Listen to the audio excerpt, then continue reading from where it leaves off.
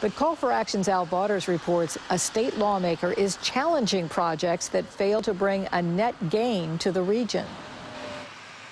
This is the future home of Prime Wines, formerly known as Premier Liquors, now on Delaware Avenue in the town of Tonawanda. But to make the move to this former car lot in Amherst, the owners are getting tax breaks worth $500,000, which Buffalo Assemblyman Sean Ryan calls pirating.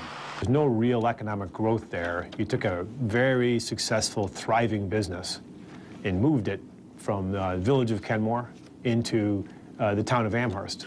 Assemblyman Ryan is among a growing chorus critical of the millions of dollars in tax breaks the Amherst Industrial Development Agency has conferred on businesses moving into the town from another town.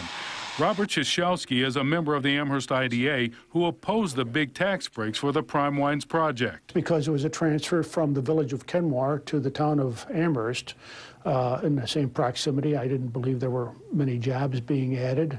Critics have opposed other IDA tax breaks, such as this protest by Occupy Buffalo demonstrators last month, critical of the tax breaks for an Amherst car dealership to simply move across the street. Ryan cites a recent study of the 6 IDAs in Erie County, claiming results of these tax breaks have been dismal. So 80% of the tax breaks they gave, under the guise of creating jobs, actually lost jobs.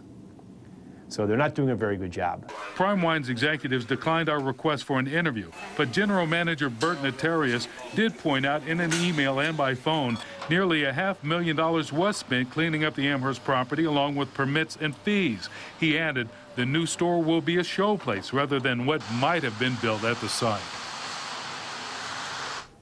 We called the Amherst IDA and emailed the agency to get their take on this controversial issue, but they refused to respond to our requests. Al Bauders, News 4 at 6.